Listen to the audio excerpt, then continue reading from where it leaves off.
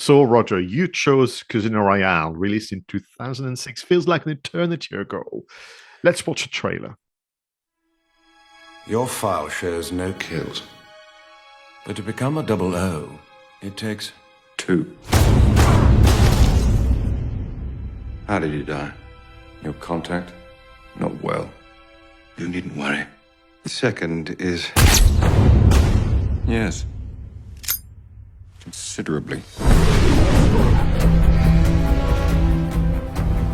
The man was Le Chiffre, private banker to the world's terrorists, which would explain how he could set up a high-stakes poker game at Casino Royale in Montenegro. If he loses this game, he'll have nowhere to run. You're the best player in the service. The Treasury has agreed to stake you in the game. But if you lose, our government will have directly financed terrorism. I will be keeping my eye on our government's money and off your perfectly formed house. You noticed. I hope our little game isn't causing you to perspire. It doesn't bother you killing those people. Well, I wouldn't be very good at my job if it did. How's our girl? Melted your cold heart yet? James, get the girl out. You're not going to let me in there. You've got your armor back on. I have no armor left.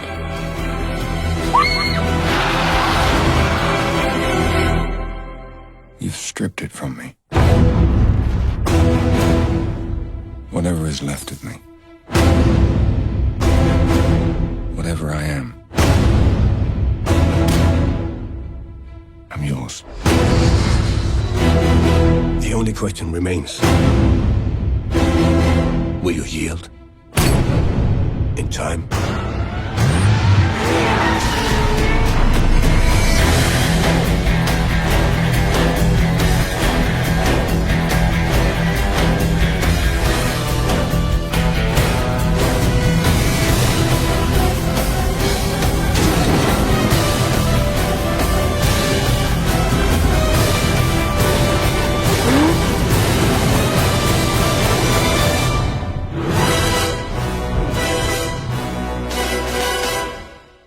Wow. What a film. What a film. Yeah, like you, Pascal, I can't believe that we're coming up to 18 years since Casino Royale and Daniel Craig's debut as James Bond. Again, watching that trailer, it was such a landmark moment, wasn't it? It was a complete reboot of the franchise. The previous Pierce Brosnan on his way out, completely new direction with Daniel Craig coming in. And I mean, I think I remember at the time, quite a lot of people saying, well, Daniel Craig's not a James Bond. James Bond's not blonde hair. He's got black hair, doesn't look like Sean Connery, doesn't look like Dalton, Brosnan, etc. This isn't going to work. But I think that the quality of the film that we got was probably absolutely necessary to carry off the complete reboot that they had in mind.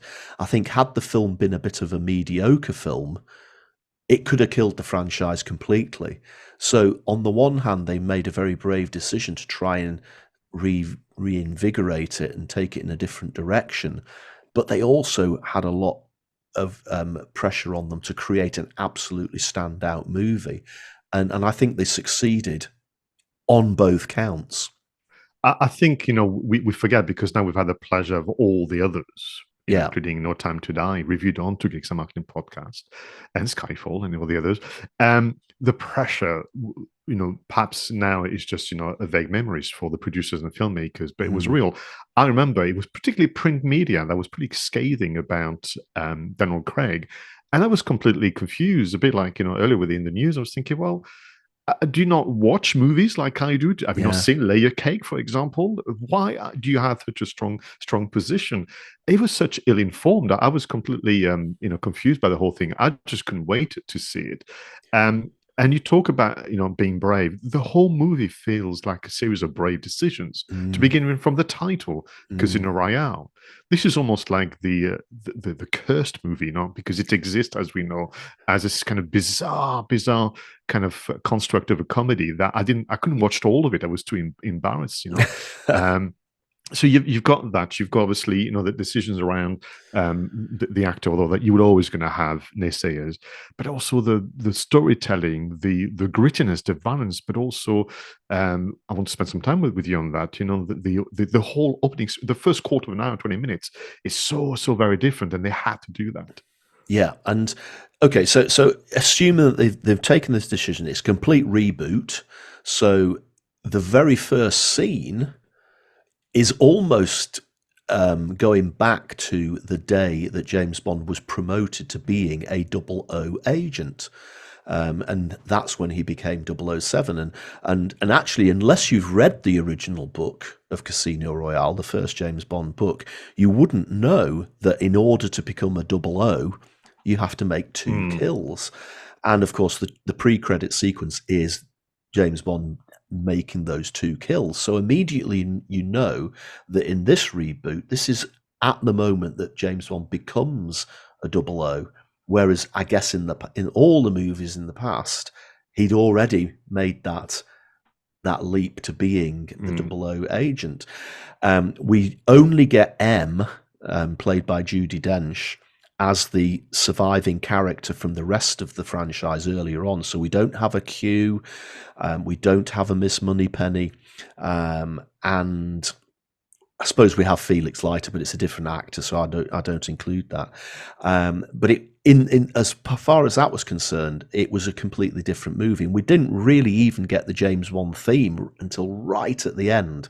I know. We might get the odd little bit of the da, da, da, da, maybe during the film at significant points, but it wasn't the full blown theme until right at the end. So you definitely knew you were seeing something different. But yes, much more physical violence. That first sequence, it's exhausting to watch it. It's exciting. Don't get me wrong. It's one of the most exciting chase sequences I've ever seen in a movie, but you genuinely see them getting hurt, and it's physical violence, isn't it? And Quite. I mean, all the practical effects. You're right. Practical effects, bruises. I mean, I thought, that back to brave decisions. So the first element is in black and white, very grainy as well. Yes, almost like you think, have they made a mistake somehow? And the way they introduced the gun barrels was very, very clever. Then we get into the chiffre, but within moments we went to Madagascar. And I knew, because actually that the marketing did lean on some of that sequence with the French parkour creator Sébastien Foucan when they are chasing each other. I mean, and taking incredible risks, including the stunt doubles and so on. And so within the first quarter of an hour, you go, "All right, this is a different universe. This is a different Bond." All right, I'm all yours. Take me on this ride into what you are reinventing for us. Yeah, and I found an article when I was doing the research for this about the significant change in cinematography in Casino Royale, which perhaps until I read this article, I hadn't conceived of the massive change, even though it's obvious when you watch it. So I'll link it to it in the show notes, and suffice to say that this article is very detailed, and it strips down quite a few of the scenes within the movie and shows you how it would have been shot in a previous Bond film compared to how it's shot in Casino Royale, and you can see the difference. And again, you wouldn't know this as a general watcher of these movies, but quite a lot of the earlier James Bond films, even though they were very exciting and they had a lot of action, quite a lot of the scenes were very static. So, you had M's office, and it was often quite a long shot with James Bond walking across to the desk and M sat behind the desk. Or if they were in a casino, it would be a long shot of the casino, then quite close up. If you watch Casino Royale, there's so much more movement. The camera follows the people around. The lighting is much more important in all the scenes. The mood, the lighting, think about the scene on the train with Vesper Lind as they go to Montenegro compared to the scene where he's being tortured by Le Chiffre at the end, the lighting and the mood, it's all so much more planned than ever before. In fact, again, you watch quite a lot of the earlier Bond movies, and actually you realise how quite bright they all are and glossy, whereas this was really rugged and really down to earth. And I think that highlights that complete and utter transformation. And as a cinematographer and a film producer yourself, you would notice that more than most people, but this article really rammed it home to me how much of a difference that made. That's lovely, because you're right. They even went as far as, which is now almost a given, different color palettes for different emotions, different locations, and so on. So it's, in a way, for me, as I'm listening to you, it's almost a movie where they had to break some rules to surprise the character himself. Break rules. I mean, when he literally breaks into M's apartment, yes. So we talk about they're not in the office. They're literally in her apartment, private quarters. Yes. He even breaks into her computer systems. So by extension, have they broken any rules, or have they been brave with the marketing itself? Well, I actually found it quite hard to find much about the marketing of this film, which surprised me. I thought that it was such a big hit and they made such a big deal about rebooting it. I just thought I would be able to find an absolute treasure trove of stuff. But actually, when it comes down to it, a lot of it revolves around the poster and the trailer. And then I guess the big promotional elements came in from the brands that were working with them in the product slots within the film. So we'll just go through very briefly. The poster is, I love this poster. It is actually quite simple. It's got a white background with the 007 and the gun motif sort of faded into the background. There's a proper shot of Daniel Craig wearing his tux, but with his bow tie untied, which I thought was quite cool, looking very much like you would expect James Bond to be. But then the intriguing part of the poster is in the background. You can see the Aston Martin car, you can see the Gothic style building of the casino hotel itself, but those background images are actually within the silhouette of Vesper, played by Eva Green. You don't see her face, you just see her outline. And to me, that is evocative of the massive, massive presence that this character of Vesper Lynd has. I mean, if you think back to all the earlier James Bond films, with the exception of Tracy, I guess, who has been referenced in Bond films after that he was married to her, etc., etc., Vesper Lynd plays such an incredibly important and emotional part in Casino Royale that she is still felt in all of the others that came after. Even up to the end of No Time to Die, Vesper Lynd was still part of Daniel Craig's era. And that poster, to me, with her silhouette in the background, is almost a premonition of that. Her silhouette is there all the time. I think I'm sure they didn't have that in mind when they designed the poster, but that's the way it feels to me. And now that you're saying this, thank you very much, because I didn't appreciate as well. That makes sense then for her to be so present in the trailer, because I was thinking, as someone who's watched it again only yesterday in 2023, that trailer is awfully full of spoilers. I mean, you can literally watch the trailer and go, what's the point of going to see Casino Royale? And you could be forgiven to think, well, there's a lot of her character in that trailer, and what about it's meant to be a Bond movie? But I think this back to this idea of watch the film and then look back at the posters and the trailers, and you get that extra reward, as we've mentioned time and time again. Yeah, I mean, you look back now, and it was a James Bond film, but ultimately it was probably more than ever a genuine love story between man and woman. Whereas a lot of the James Bond films in the past, the women have just been there to have the closing shag at the end of the film. There was always, the closing shag at the end of the film, but this is, it is key to the entire look and feel of the film. And I suppose that then takes you into the, beyond the trailer, beyond the poster. It's hard to find anything else that the producers did. Now, the website long since has gone. There is a sort of mini website on the 007 official website, but not the original Casino Royale website. The only thing I could find that still exists, believe it or not, is the Casino Royale Facebook page, but that hasn't really got much on it. So the rest of the marketing around the film was actually done by some of the products that were placed within the film. Now, we've said before that James Bond films pioneered product placement, way back to the beginning of Dr. No and Goldfinger and From Russia with Love. They were placing products within the films. I can remember in Moonraker, significant adverts for British Airways appearing in that film. In Casino Royale, we've got 6 brands that mainly take center stage. There's Heineken, Ford, Smirnoff vodka, Sony Ericsson, and Omega watches. And you can't help, I mean, sometimes it's almost blatant how they have a conversation about his watch when they're sat on the train at dinner. But each of these big brands ran their own significantly huge marketing campaigns. Now, those marketing campaigns were about their brands. So Heineken did a Casino Royale campaign, but it was about Heineken. It wasn't really about Casino Royale. But if you look at what they did, they actually created a advert which was obviously shot at the same time because it uses the same locations as the film, maybe a slightly different feel, but it has Vesper Lynn, played by Eva Green, effectively climbing the stairs in the hotel, trying to get to the hotel room, thinking that this Heineken bottle that's been sent up by the waiter is actually an assassination attempt and she's trying to rescue Bond. So they almost created a completely separate mini film. And it's a really actually quite good advert, a little bit cheesy perhaps, but it works really well.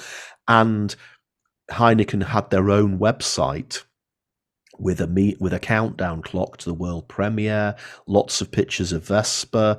There was a quiz built into it, like who's your favourite Bond girl, Vesper Lynn, Mary Goodnight, Jinx, Xenia Honor Top, Pussy Galore, etc.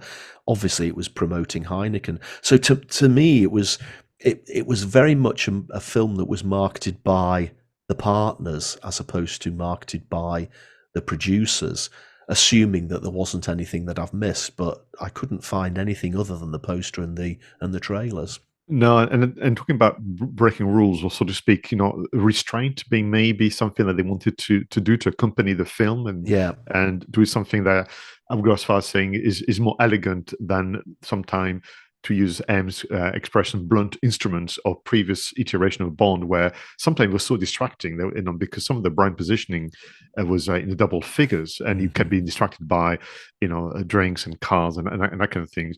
What I think is probably telling us is that there was a lot of print media, because my memory, particularly around this idea of people being quite negative about Daniel Craig, there was a lot of interviews with the producers, particularly Barbara Broccoli, taking over from her dad, and the directors about how they wanted to protect the franchise and the brand, but how they wanted to move on with the times. So I remember reading a lot of articles, and at the time I was buying film magazines like Impact and Total Film and so on. But the web, 2006, we only give or take 10 years onto the web being public to the point that we know it. So that would make a lot of sense. But maybe it's back to this idea of it was a very tight and well controlled marketing campaign. They didn't have maybe the abundance, because that could have been tempting, couldn't it, Roger? You relaunch the Bond franchise 4 years after a 4-year break, temptations to go all out, all big, and maybe it served them well to kind of keep it quite confined. Yeah, and I can remember, obviously, at the time on TV, seeing the shot of Daniel Craig coming out of the water with his perfectly preserved torso. That must have been a TV shot or a TV slot or whatever at the time, but I couldn't find any of those. So, some other interesting stuff, which isn't really marketing related, but it did catch my attention, that film geeks like us would look at. There's a fabulous article on Den of Geek about Casino Royale, claiming that it's actually 3 films within one. And this guy actually says there's a movie about the plane, which is the first bit, where he rescues the sky plane. There's the second part, which he calls the poker game. And then there's the third film, which is set in Venice. And what he says, that each of these 3 sections could actually almost stand alone. And interestingly enough, there's only Bond and later Vesper that figure prominently in any two of those. So this film is less a beginning, middle, and end, and more a film 1, film 2, film 3, which I thought would probably legitimize us having a chat all on its own. Some other really interesting trivia that I just thought was quite fascinating was, obviously, there's the quite cheesy cameo by Richard Branson during the film. So blink and miss it, and of course the pettiness of corporate relations. But apparently, when British Airways showed the film on their planes, they edited that bit out because they didn't want their customers to be seeing Richard Branson. I even believe there's the shot of a Virgin plane in one of the scenes at Miami Airport that they actually digitally changed to make it a different airline. So I thought that was extremely petty. This Bond film had the most BAFTA nominations for a Bond film ever, total of 9. The original book, the game of cards they played was Baccarat, or Chemin de Fer, I guess is the French way of saying it, whereas they changed it to Texas Hold'em Poker. Now, I don't understand how either game works, to be perfectly honest, but what I do like is that in Texas Hold'em, apparently a pair of 8s is called an octopussy, which is quite a nice tie back to an earlier James Bond film. One afternoon of shooting, they destroyed 3 Aston Martin DBS cars, valued at $300,000 each. So you can tell that's a lot. So they demolished nearly £1 million worth of cars in one afternoon. Cars, yeah. Obviously, music. You Know My Name, great theme tune. Loved it. Was the first Bond film since Dr. No that didn't have scantily clad women flying around on the screen. Some great dialogue. I think you picked up this bit. Vesper's on the train. She says, "I'm the money," and James Bond says, "Every penny of it." Maybe that's a little nod to the fact that Miss Moneypenny isn't in the film. And obviously, you've already made reference to the parkour free running bloke who was just absolutely amazing. And then, of course, the final line in the movie just before the credits and the full James Bond film crash in. The name is Bond, James Bond. Absolutely superb. And you know that this could be a false memory, but I'm absolutely convinced I read articles where they were torn about whether this should be the end, as in when he catches Mr. White and introduces his name, or should it be the beginning of Quantum of Solace? They were torn between the two, and I'm so glad they chose for the latter. Well, let's give the audience what they've been waiting, because this is also a long movie. It's nearly 2.5 hours, which is another very brave decision.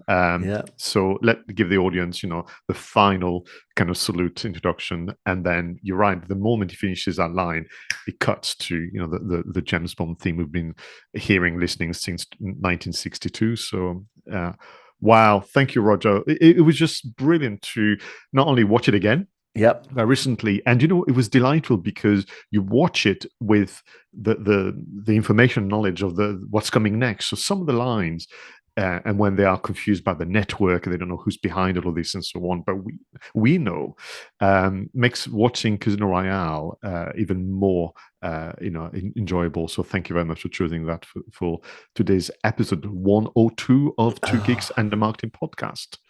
Fantastic. It was such a trip down memory lane for such a great movie.